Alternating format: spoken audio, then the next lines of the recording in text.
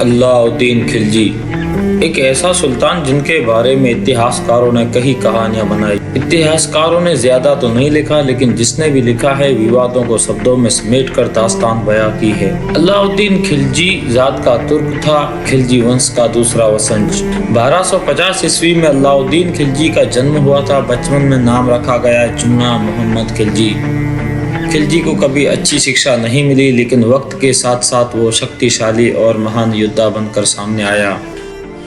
اللہ الدین خلجی کو ان کے چچا جلال الدین خلجی کی طرف سے کڑا ممالک کا حاکم بنایا گیا۔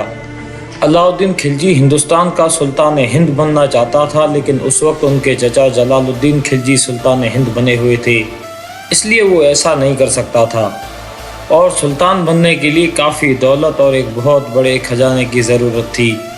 لہٰذا اپنے خواہش کو پورا کرنے کے لیے اس نے عجیب و غریب راستہ نکالا۔ دلی کے سلطان جلال الدین خلجی کے حکم کے مطابق اللہ الدین خلجی سلطان جلال الدین کے اجازت کے بغیر ہندوستان کے کسی بھی علاقے پر حملہ آور نہیں ہو سکتا تھا، لیکن اللہ الدین خلجی نے اس اصول کو توڑ کر ایک بڑا قدم اٹھایا۔ اسے کسی نے بتایا کہ دکن میں دیوگڑھ کے راجا رام دیو کے پاس ایک بہت بڑا خزانہ ہے جو نسل در نسل اس کے پاس چلا آ رہا ہے۔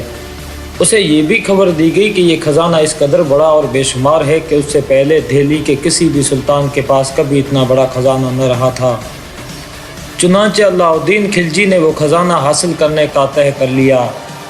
کڑا میں اس نے اپنی طرف سے ایک نائب مقرر کیا۔ 8000 کا لشکر لے کر وہ کڑا سے نکلا اور دیوگڑھ کا رخ کیا۔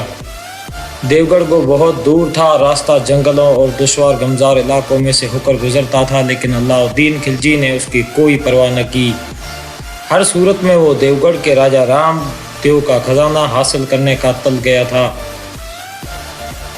دیوگڑھ کے راجا کے پاس وہ بہت بڑا لشکر تھا، لیکن اللہ الدین خلجی کی خوش قسمتی کے اپنے صرف 8000 کے لشکر کے ساتھ اس نے دیوگڑھ کے راجا کے خلاف فتح حاصل کی اور دیوگڑھ کے شہر اور قلعے میں داخل ہوا۔ اس فتح کے نتیجے میں اللہ الدین خلجی کے ہاتھ دیوگڑھ کے راجا رام دیو کی طرف سے 600 من سونا، 7 من موتی، 2 من جواہرات جن میں لال یاقوت، الماس اور زمرد شامل تھے، 1000 من چاندی اور 4000 ریشمی کپڑوں کے تھان لگے تھے۔ اس کے علاوہ ان گنت ہاتھی اور ہزاروں کی تعداد میں گھوڑے بھی حاصل ہوئے۔ راجا رام دیو کے علاوہ اللہ الدین خلجی نے دیوگڑھ کی کچھ مہاجروں کو بھی گرفتار کر لیا تھا، اور انہیں آزاد کرنے کے صلے میں بھی اللہ الدین خلجی کو 50 من سونا، کئی من موتی اور ان گنت کپڑوں کے تھان ملے تھے۔ اس طرح اللہ الدین کے پاس اپنے چچا جلال الدین خلجی سے بھی زیادہ دولت ہو گئی تھی۔